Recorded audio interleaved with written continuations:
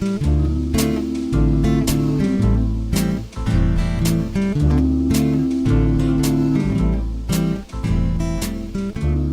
The Log.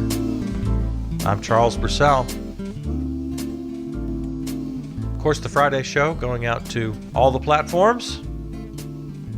So my weekly reminder, if you're a subscriber to the weekly podcast, remember we are a daily show now. If you want to hear Monday through Thursday, go to charlespurcell.com. And if you're a listener to the daily show, remember you can subscribe to that once a week Friday podcast. And today's the day we go out to everybody. So hello, everybody.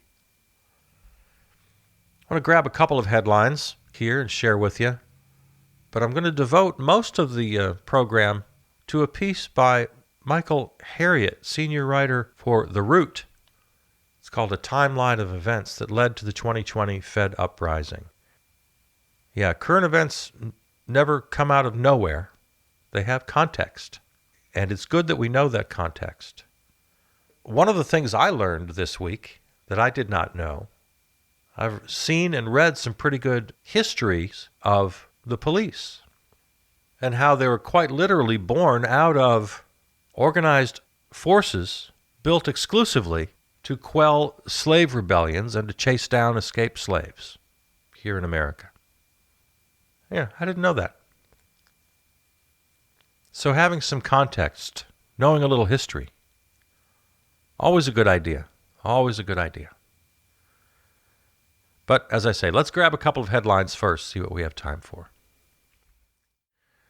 I want to follow up here on Martin Gugino, the Buffalo, New York peace activist who was violently shoved by police in a peaceful protest. Well, sad news. His brain is injured, according to the lawyer. The 75-year-old man hospitalized after he was pushed by a police officer, actually two police officers, the way I saw it, during a peaceful protest last week in Buffalo, New York, suffered a brain injury as a result of the incident, his lawyer revealed Thursday.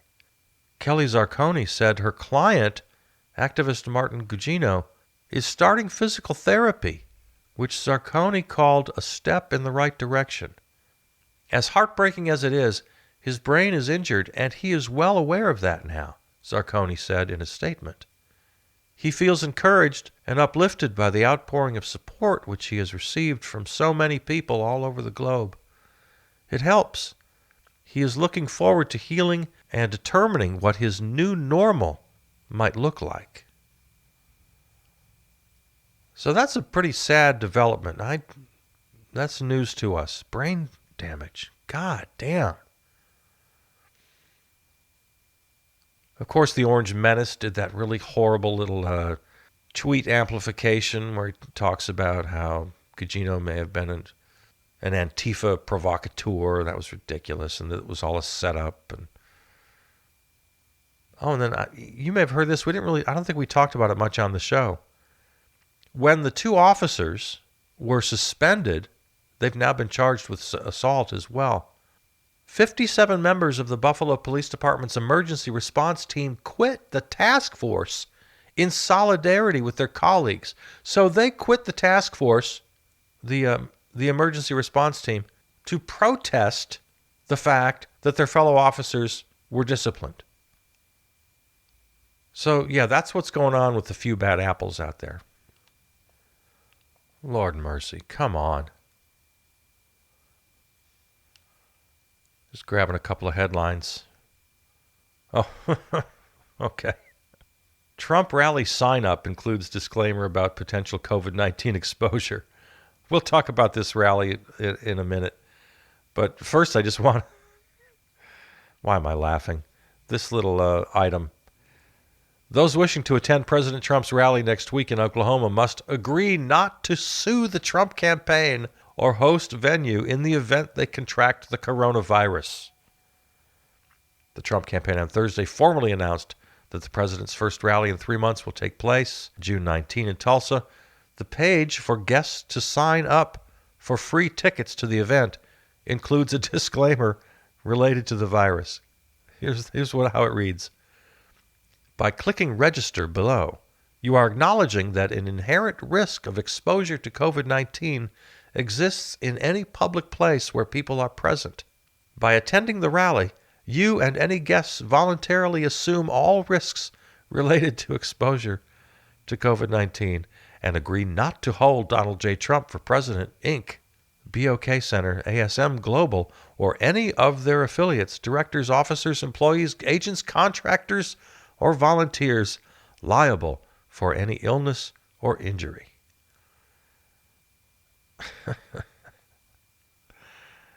Yeah, I guess they probably grabbed that language right from the bill the Senate was trying to pass, protecting business from liability.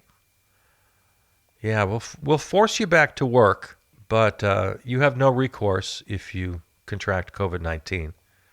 And we'll invite you to our MAGA rally, but once again, no liability here. What are his famous words? No, I take no responsibility. Right. Okay. Speaking of the Trump rally, well, the Orange Menace is taking his show back out on the road, which is what he loves more than anything else. And his first big rally, June 19th, in Tulsa, Oklahoma. Of course, June 19th being Juneteenth, the commemoration of the end of slavery. And Tulsa, of course, site of the Tulsa Race Massacre. Reading now from History.com. During the Tulsa Race Massacre, which occurred over 18 hours on May 31st through June 1st, 1921, a white mob attacked residents, homes, and businesses in the predominantly black Greenwood neighborhood of Tulsa, Oklahoma. The event remains one of the worst incidents of racial violence in U.S. history and one of the least known. News reports were largely squelched, despite the fact that hundreds of people were killed and thousands left homeless. Now, the Orange Menace is too stupid and too ignorant to even probably know the significance of Juneteenth. And I'm pretty certain he knows nothing about the Tulsa Race Massacre. But his little Nazi buddy Stephen Miller knows all about those things. And I'll bet Donald Trump's eyes just lit right up when his little Nazi buddy told him all about it. And now having his first big MAGA rally in Tulsa, the site of that massacre, on Juneteenth. Oh, just how beautifully evil that would be. The loudest, most shrill, most piercing dog whistle sent out to the MAGA hat white supremacists. Oh, Stephen Miller. He's having wet dreams about this. And when he laid this out for the boss, don't you know that he had a little afternoon delight. Well, I want to devote the rest of the program here, speaking of history, to Michael Harriot, senior writer of The Root, who gives us a timeline of events that led to the 2020 Fed Up Rising.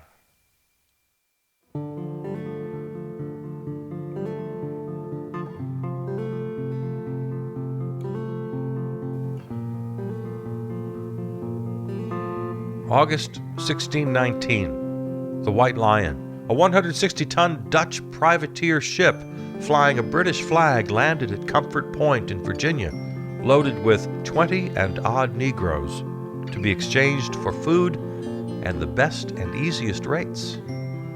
1636, Boston creates the Night Watch, which would become the first police force in America.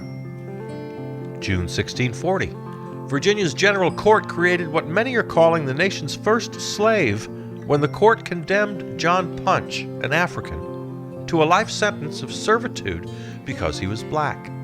Punch, one of the original White Lion Africans, had run away from his master along with an indentured Dutch servant and an indentured English servant.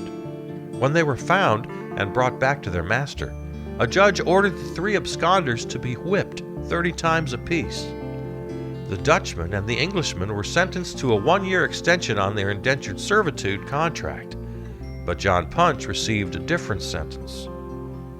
And that the 3rd, being a Negro named John Punch, shall serve his said master or his assigns for the time of his natural life, here or elsewhere. 1669. Virginia's legislature passes an act about the casual killing of slaves.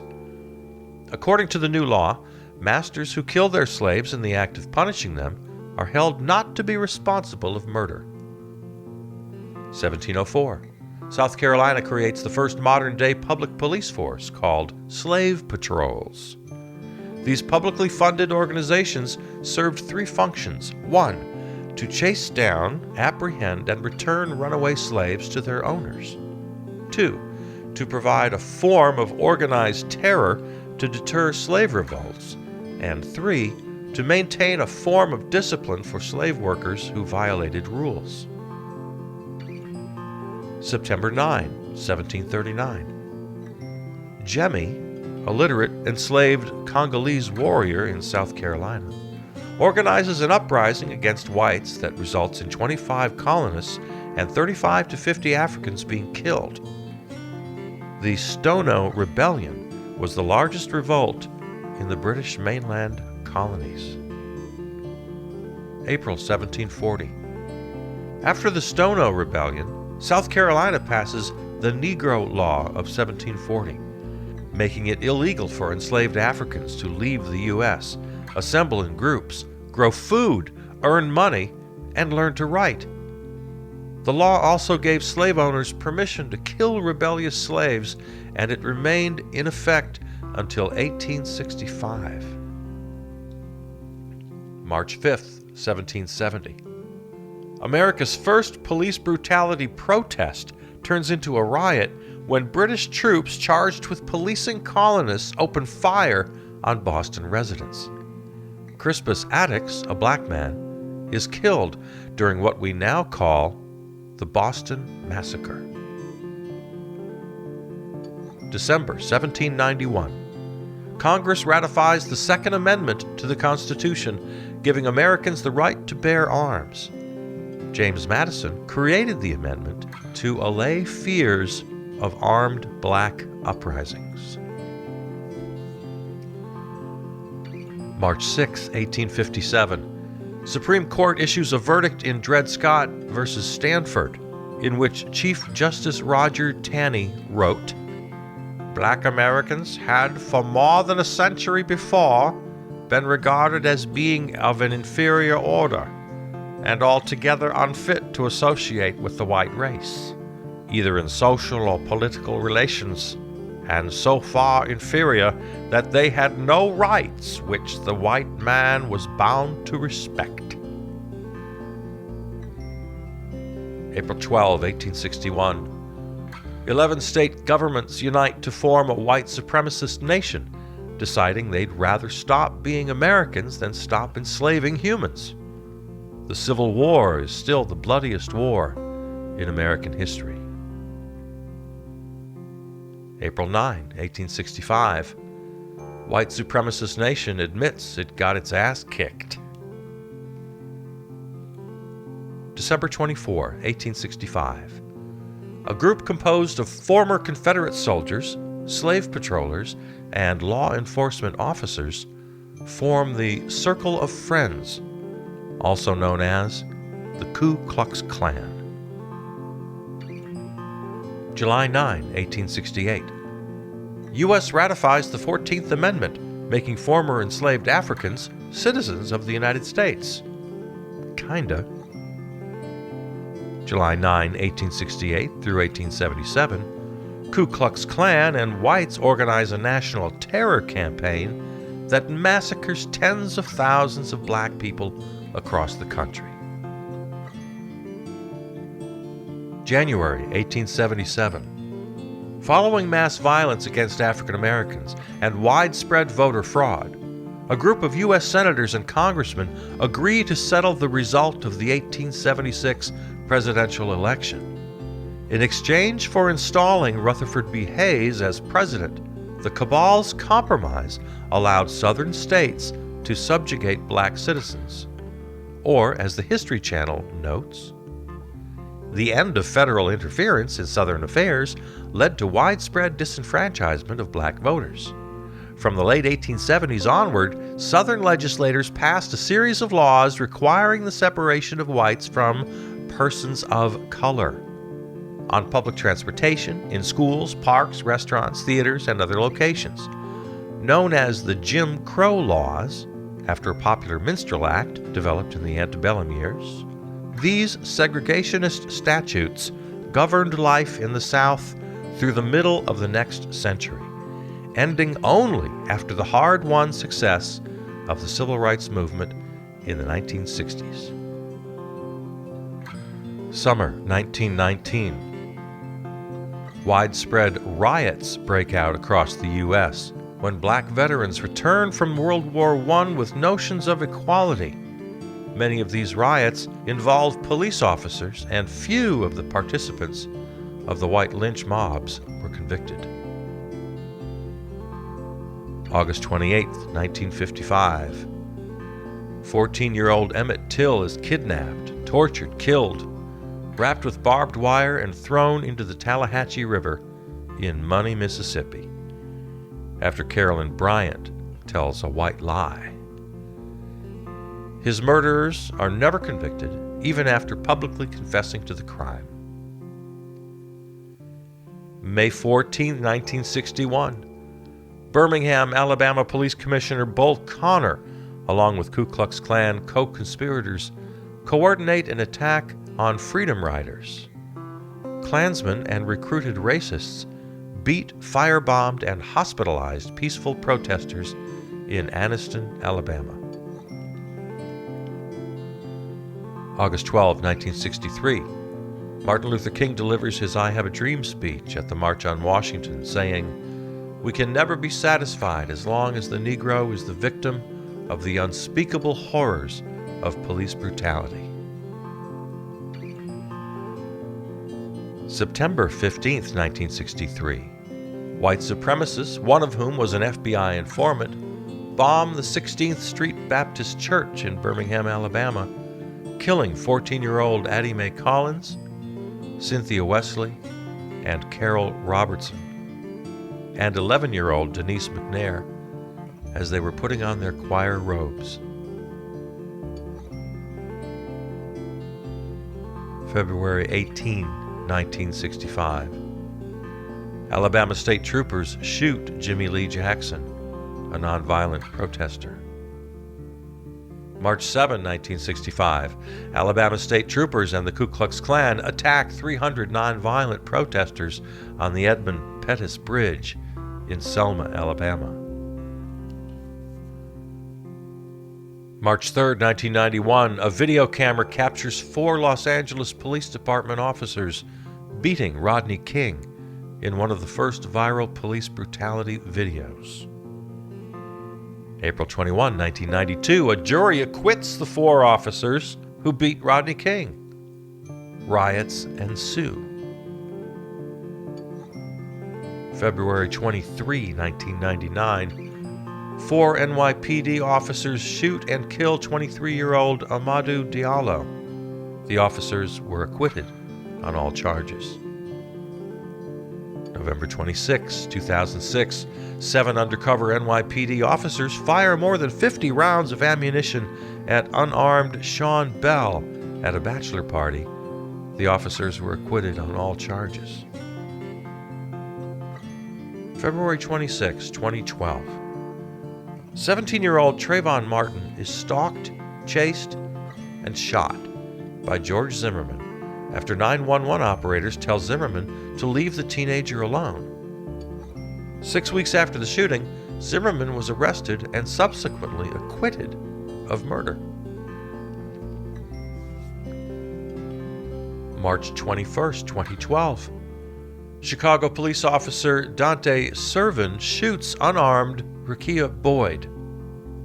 He is acquitted on all charges.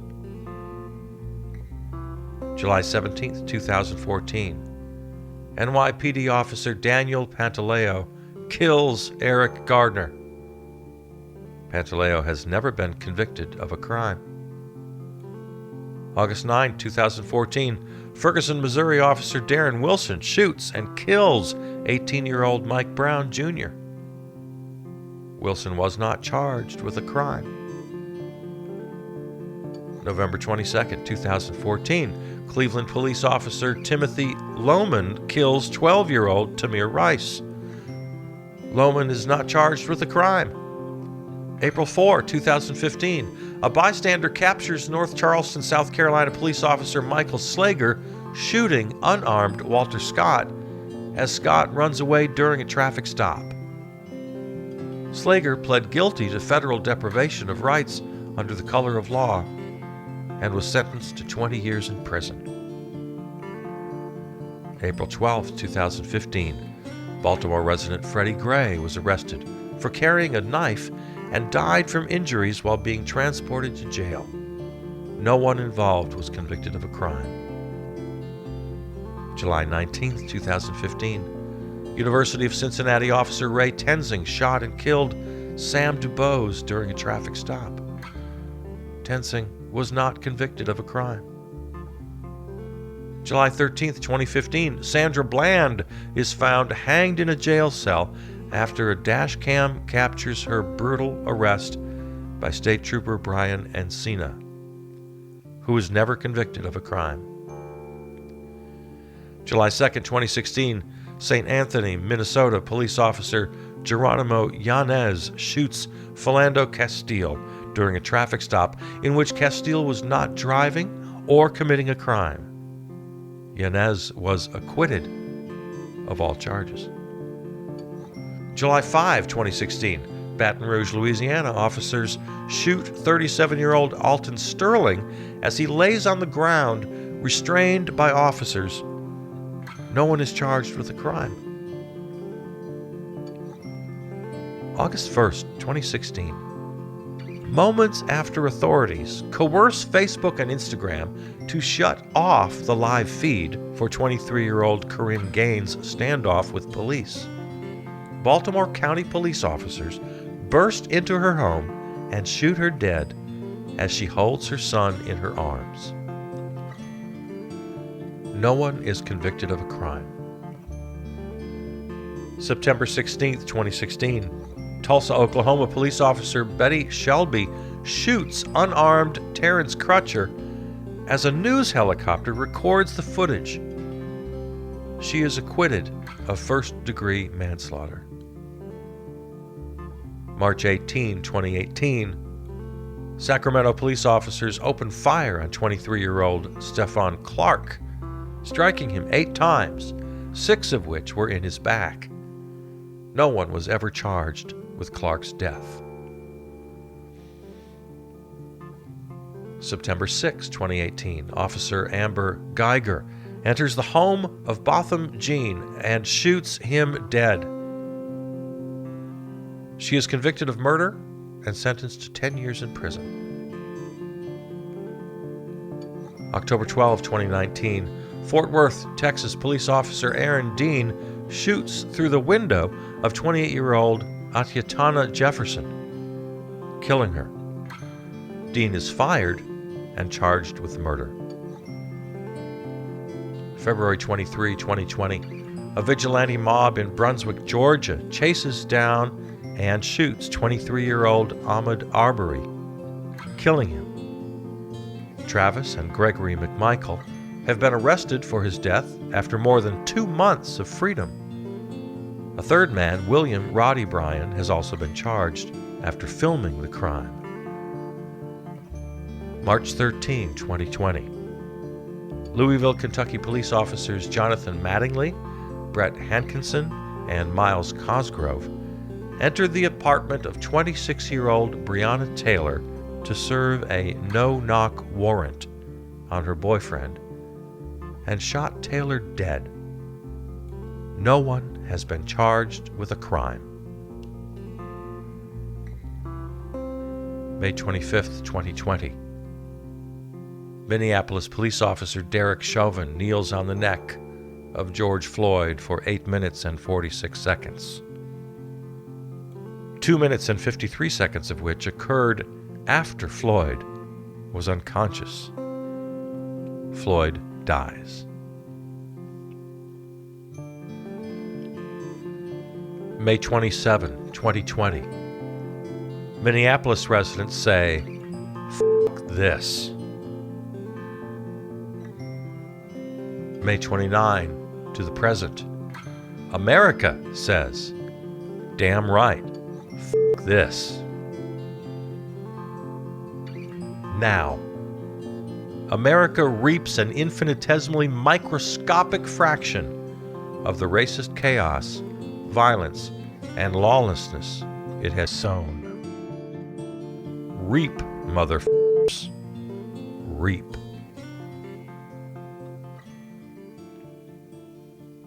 Michael Harriot, senior writer for The Root. And in the discussion section below this article, one reader adds, "You left out the Boston busing riots of the 1970s. The death and injury of 2 men in December of 1986 at Howard Beach, New York, at the hands of a mob of white teenagers. The Central Park Five's bullshit conviction of 1989, and a certain editorial by a fat, repulsive sexual predator in the New York Times. The murder of Yusef Hawkins in August of 1989 in Queens, New York, by another mob of white teenagers. The 1991 death of Gavin Cato at the hands of an ambulance driver, which led to the death of Yankel Rosenbaum and days of rioting. Guess which death led to jail time? Yeah, we about due for another f*** this shit summer. I'm sure there are stories that you can add. Of course, I would add Dontre Hamilton, 2014, shot 14 times and killed by a Milwaukee police officer. And the fact that each one of us can probably think of other examples only further makes the author's point. By the way, if you want to take a look at this, theroot.com, a timeline of events that led to the 2020 Fed Up Rising by senior writer Michael Harriot. And I would recommend that you visit the site because on just about every entry, there is a link to further information. A timeline of events that led to the 2020 Fed Up Rising. America reaps an infinitesimally microscopic fraction of the racist chaos, violence, and lawlessness it has shown. Reap, motherfuckers. Reap.